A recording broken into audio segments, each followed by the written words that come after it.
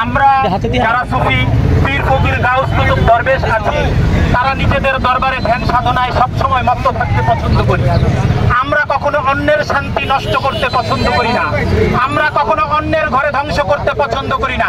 আমরা কখনো অন্যের ঘরে জিহাদ করতে পছন্দ করি না। আজকে মাজার যদি বিভিন্নভাবে ভাঙচুর করা হয়, লুটপাট করা হয়, ধ্বংস করা হয়, তারা কি ভেবেছে যে মাজার ভাঙচুর করে ওলি আল্লাহদেরকে এই বাংলার জমিন থেকে নির্মূল করা সম্ভব?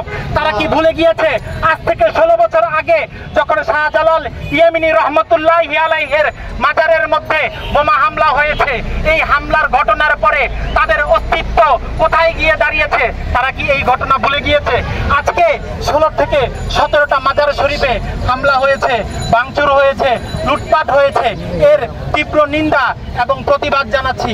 এটা শাহজালালের বাংলাদেশ, এটা শাহপরানের বাংলাদেশ, এটা বাইজিদ বোস্তামির বাংলাদেশ, এটা হোসাইনি ইসলামের বাংলাদেশ, ইসলামের বাংলাদেশ।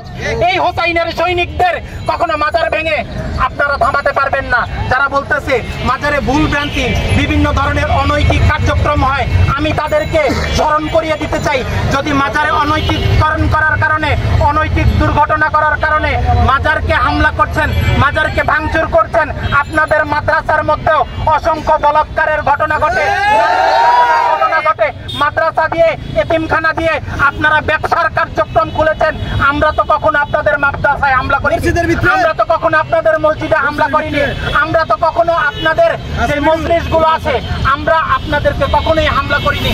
কিন্তু আজকে যখন বাংলাদেশ সরকার পতন হলো, পতন হওয়ার সাথে সাথে কেন ওলি আল্লাহদের ওপর হামলা আসবে, কেন আল্লাহর আউলিয়াদের ওপর হামলা আসবে? এর জবাব চাই, এর বিচার চাই। আজকে যে সরকার, যে ধর্ম বিষয়ক উপদেষ্টা, তাকে জানান দিতে চাই, আপনি যে আজকে প্রেস কনফারেন্স করেছেন, প্রেস বিজ্ঞপ্তি করেছেন, আপনি ঈদে মিলাদুন্নবী থেকে ঈদ কথাকে বাদ দিয়ে আপনি ওহাবিদের সাথে একাত্মতা ঘোষণা করেছেন। মনে রাখবেন, এই বাংলার ভূমি ওলিয়া উলিয়ার ভূমি।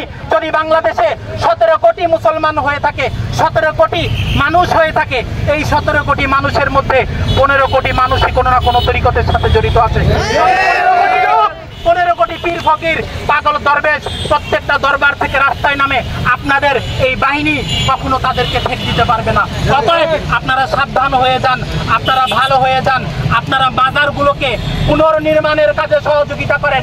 সর্বশেষ যে কথা বলতে চাই, যেই কুলাঙ্গারের দলেরা, যেই ওহাবির বাচ্চারা, ওহাবির দলেরা, বাতিলের দলেরা, খারিজির দলেরা মাজারকে হামলা করেছে, তাদের প্রত্যেককে চিহ্নিত করে যারা নারায়ে তাকবীর আল্লাহু আকবার ধ্বনি দিয়ে সিরাজগঞ্জে মাজার হামলা করেছে, তাদের প্রত্যেককে চিহ্নিত করে আইনের আওতায় নিয়ে আসতে হবে। না হলে এই সুফি জনতা শান্ত হবে না, সুফিবাদ শান্ত হবে না।